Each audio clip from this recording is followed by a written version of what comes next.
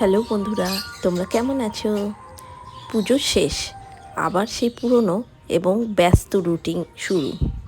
তো সকাল সকাল উঠেই চা নিয়ে বসে পড়েছি, কারণ অঙ্কিতার স্কুল আছে। ইনডোর প্ল্যান্টগুলোতে এখন কিন্তু রোজ জল না দিলেও চলছে।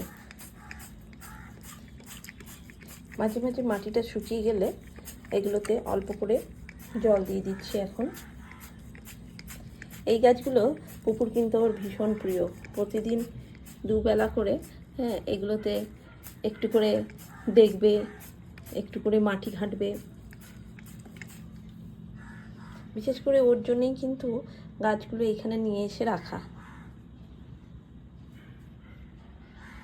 এই পার্পেল হারটা দেখো, এটা কিন্তু অনেকটা বড় হয়ে গেছে, অনেকটা লম্বা হয়ে কিন্তু নিচের দিকে নেমে যাচ্ছে।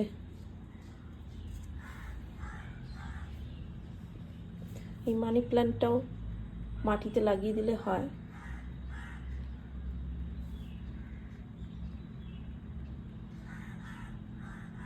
চলো এবার দেখে আসি যে ওপরে সিঁড়ির ভিতরের গাছগুলোর কি অবস্থা।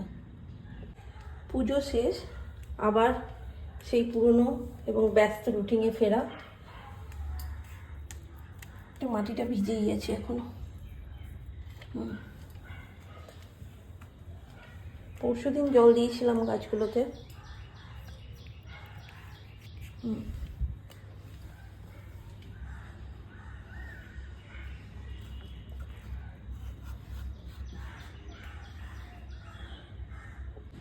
এই গাছগুলো ঘরের ভেতরে রেখেছিলাম, কিন্তু শুকিয়ে যাচ্ছিল বলে আবার বাইরে এনে রেখেছি। এখন কিছুটা সতেজ হয়ে উঠেছে।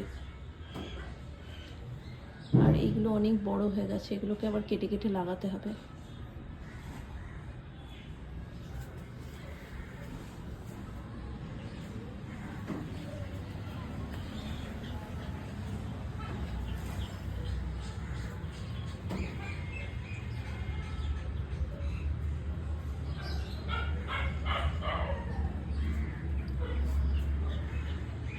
এই মানি প্ল্যান্টটার পাতাগুলো দেখো বেরোচ্ছে আর পোকাতে খেয়ে দিচ্ছে।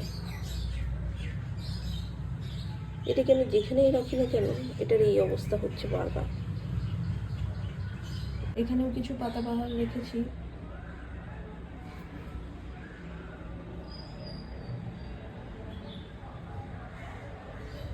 কিন্তু বাইরে ভালো রোদ উঠেছে, দেখো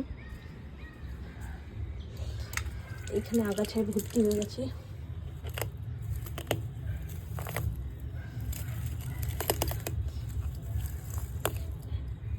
এগুলো সময়ই হয় না, এসে এসে মাঝে মাঝে ছিঁড়ে দিই, কিন্তু তাও আবার ভর্তি হয়ে যায়।